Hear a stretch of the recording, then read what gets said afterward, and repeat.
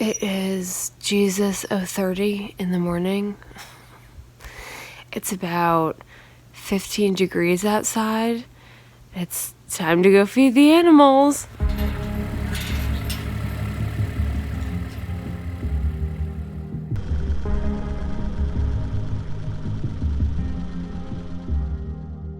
The moon is still on duty. The ground is frozen solid. But because the snow-capped cows outside are already singing for their breakfast, the day is underway at the Terry farm, well before the birds cue the first sign of dawn. 8 layers of clothing, coveralls, muck boots, and a pink puffy hat later, I am already late for the obligatory morning meeting, which involves an estimated 8,000 calorie meat with a side of meat breakfast. In between sips of coffee, Farmer Garland Terry, his wife Gracia, and farm manager Petey rattle off cattle numbers and due dates. This is calving season on the farm, and outside awaits a nearly 300-acre labor and delivery room.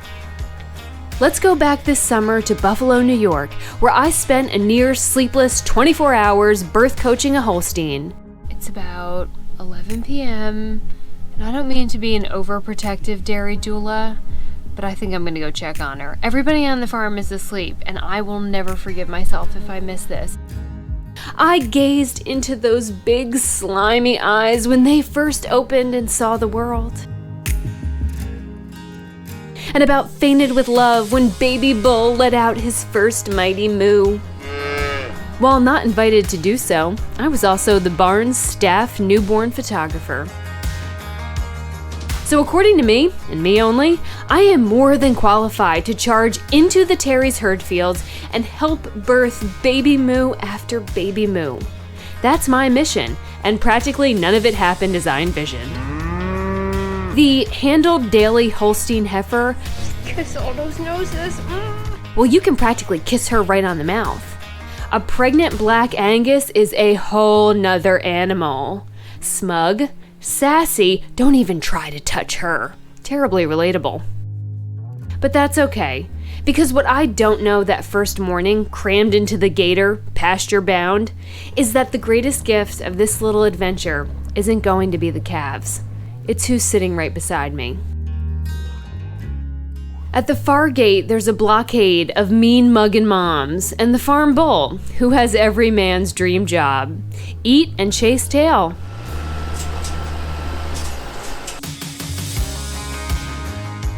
Breakfast is served from Garland's tractor full of shredded steaming corn.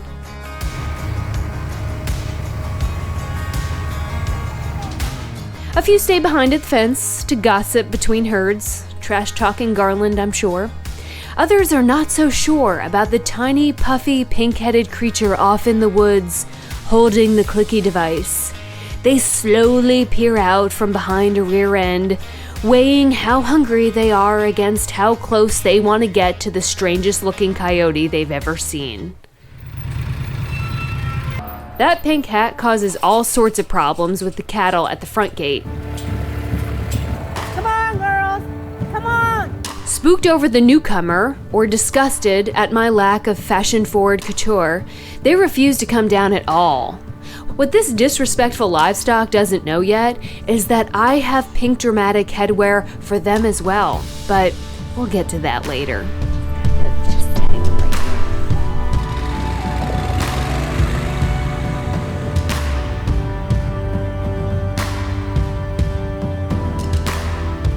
Petey has to chase them down the hill until they finally come flouncing up the road for breakfast.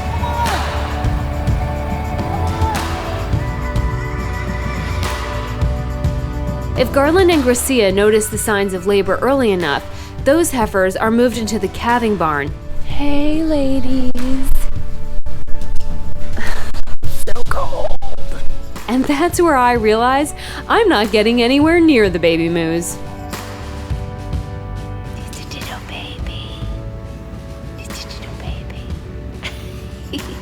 This is as close to contact as I come until Mom got all huffy and hoofy, kicking dirt everywhere. You get in my truck. We're going home. I know. They're a moody brood who strangely enough like their breakfast dumped on their heads, trying to catch it midair. After breakfast, there are several daily patrols across the farm to count the cows. A missing mom likely hasn't jumped the fence, she's probably delivering. Almost every day, we watched one wander off by herself to the edge of the pasture and into the woods. She's looking for shelter from the wind and, well, a little privacy perhaps. Without time to get her into the calving barn, the three of us continued rounds well after the sun had set. Back into the biting cold, with the gator, flashlight in hand, yelling out numbers to each other, trying to find her. Not to intervene, but to make sure that both she and baby are okay. Her body is made to do this, but a lot can go wrong even under the best conditions. Born too close to the fence, the calf can slip under and separate from its mother. Soaking wet and unable to clean the baby, it will freeze. Born too close to logs and rocks, they can't nurse. Born too close to the ponds, they can tumble in and drown. There are breech births and stillborn calves where human intervention is critical to saving her life. Until she's found, none of us are going to bed. Every night, we eventually track down our sneaky first-timer, just lounging in the field, snacking, chilling, ticked off about the bright light. But in the few hours between then and our morning patrol, with the temperature racing towards zero, she would deliver, clean off her fuzzy baby, and meet us with a feisty little surprise at dawn. Whatever your problems are in life, whatever your pains, leave them at the farmhouse door. Because out in the fields, watching newborn calves kick, run, and jump will provide a temporary amnesia for all of your worries.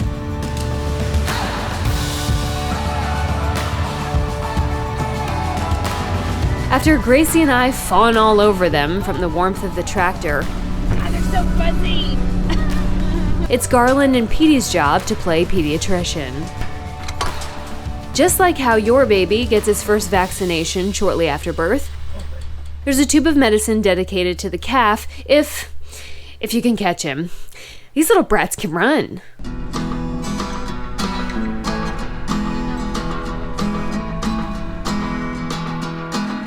The mothers will live out the majority of their natural life, about 15 years, here at the farm. Most of their female offspring will also stay on campus. All live in the pasture and nurse with mom for the first 7 months before heading off to be raised as bulls for breeding or steers for meat. We got 2 in this pen. Some days, we made the big trip into town for a quick stop at the local farming co-op where Garland made sure to let everyone in earshot know I was, quote, one of those Yankees. Well, I heard this morning. And that I am, but damned if I don't make a pair of muck boots look good. Greenville, spelled with an extra E, is the second oldest town in Tennessee and lies at the foothills of the Appalachian Mountains. Despite its small size, it's home to a few really big deal people. Allow me to name drop. Frontiersman Davy Crockett and Andrew Johnson, the 17th President of the United States of America. Greenville is a place uninterested in the rapid development and modernization found on the other side of its mountain enclosure in cities like Asheville. Civil War cannonballs are still lodged into the sides of the church downtown. Battles were once fought here, and in some respects, they still are. In the early 90s, the manufacturers and dairy processors left town, and so did the jobs. They made car parts, they made TVs, they made pennies, but there's factories everywhere. Today, those buildings are vacant skeletons of the past. You won't meet a local who doesn't greet you with a smile and just the right amount of small talk to make you feel like you've lived here for years. You also won't meet one who doesn't tell you that in Greenville, it's damn hard to make a living. We might have had some money if we had all the money back we've given away over the years. Mm-hmm. And I'm talking about a lot. And but it don't matter. Money's just money. So happiness is gold. You can't buy happiness. No, but it sure as hell can buy you a tiffin. And their mini mobile mansion is the reason we met in the first place. If you remember, I bumped into Gracia and Garland in a Florida RV park exercise room while buying the War Wagon.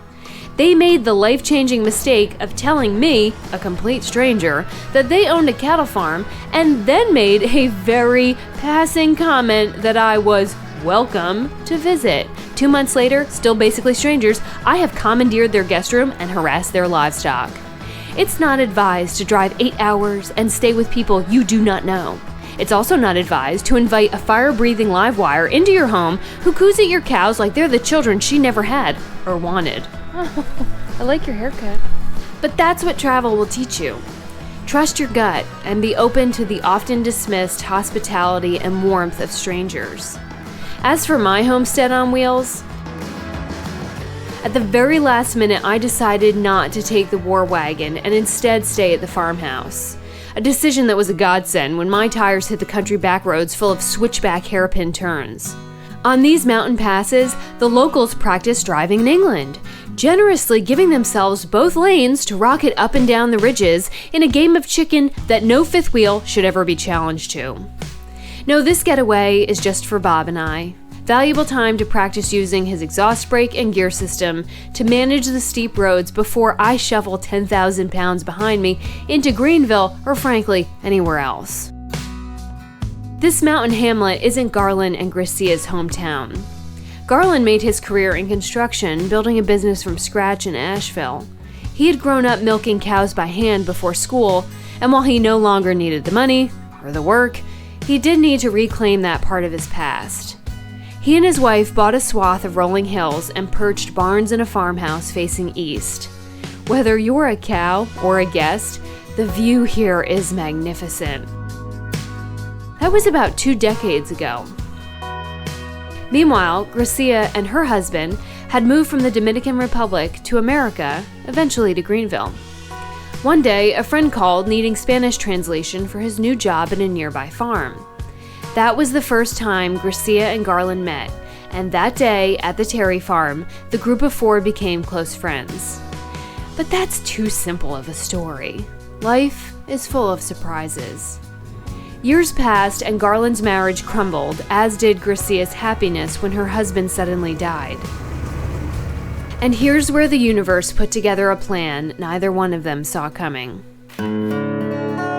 There is a woman in my life They married on the highest hill in the pasture.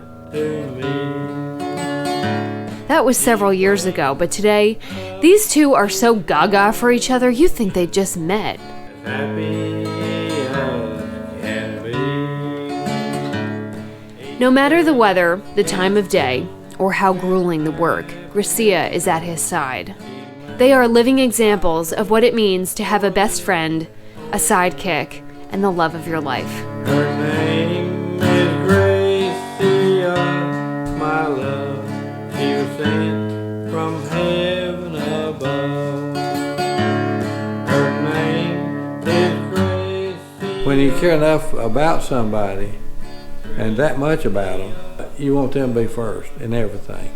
I'll be honest with you, when I set the table, I make sure I put her napkin down and her silverware down before I put mine down. I know it don't mean nothing, but it does to me, It does. because I want her to be first. Life with her is wonderful and good, and I wouldn't change a thing if I could. If we lived in a log cabin, we had an outhouse, and we had to carry water from a spring, we'd both be as happy as a lark. It wouldn't matter, you know. We could live in a tent, and as long as we could stay warm, we're happy. Even if we didn't stay warm, we'd still be happy with each other. If you got all the money in the world and you don't have happiness, you don't have nothing. So, I got it all. Her name is Gracia, my love. Gracia, my love. After a very long day, it's time for cowboy movies and game shows. When Garland crumples into his recliner, Gracia tucks him in warm with a blanket, and like any devoted spouse, mocks his walrus impersonating snore relentlessly while I get blackmail level footage. He gets her back after the birthday party when she falls asleep, exhausted from my shenanigans, cradling a pink balloon that had probably been on a manure pile. Yes, that's right, birthday party. After Garland went to bed one night, I threw up the bat signal to Gracia. I knew we finally had enough babies in the calving barn to get this party started. I'm not going to tell you how much money I spent on these. Between this, and the vision was that all of these lactating goddesses were going to get dressed up for a princess birthday that I spent a lot of money on Amazon for, if I need to say it twice. With shivering hands, we strung out the tackiest, bright pink princess birthday party decor ever seen on this side of the Appalachian Mountains. This was my moment. Baby livestock never get a baby shower / birthday party. That is, livestock not born when I'm around. I was determined to throw them the birthday party that, frankly, no one ever throws for me. It feels normal wearing this, Gracie. Like as though I should wear it into town. To my irritation, Amazon does not sell plastic tiaras specifically sized for newborn calf heads, an issue I fully intend on bringing to their attention. For another, as mentioned, baby moos accelerate quickly, and their mothers are covert Viking warriors. Those are some mean bitches, a protective quality that actually makes them wonderful mothers. I make one move near a calf and down her head goes, legs thrashing, ready to charge. Meanwhile, she didn't even know the name of the baby daddy, but okay. I just want to kiss that face and pet their little butts. Now I get how men must feel. Meanwhile, Gracia, the cattle whisperer, not only crowned a calf, but then got a 20-minute snuggle session. Proud of my work, but also knowing it couldn't stay up, I needed a way to get Garland out of bed and into the barn. So, I sent him a text message that a cow was loose, and we needed his help. Half awake but ready to rumble, Garland certainly found unruly livestock running wild in his barn. Me. He could have gotten mad. He should have gotten mad. He joined in anyway. Happy birthday to you. Happy birthday to you. Happy birthday, dear baby. Oh, happy birthday to you. Happy birthday to Moo. Are you peeing again? While I couldn't crown all the tiny heifers for the ultimate party pick, baby Moo. I mean, good Lord, I brought my own crown. Undeterred, I held a coronation day for Farmer Garland and Gracia instead. Lady? He barked at the farm staff to tell no one what they had just witnessed, which only furthered my interest in buying a billboard in Greenville for this photo. It's gonna fall off, hurry. No, it's not. It's time to go. A few days before, we were still essentially strangers. Today, we have plans to reunion in the spring. Garland told me there'll be plenty of hay that I can help cut. And I pointed out that that's also time for their upcoming quinceañeras. I'll start planning now. Next time, I'll be coming back to see lifelong friends, not just cows. An extraordinary couple, part of a larger agriculture community that make up just 1% of the population, feeding the other 99% of this nation. This is farm country. Stay a little while, and they might put you to work, and definitely try to feed you. It's a one for the money, two for the show. Three, get ready now, go, Casey, go, but don't Stay long enough, step on blue suede shoes. and they'll make you one of the family. You can do anything, lay off them blue suede shoes.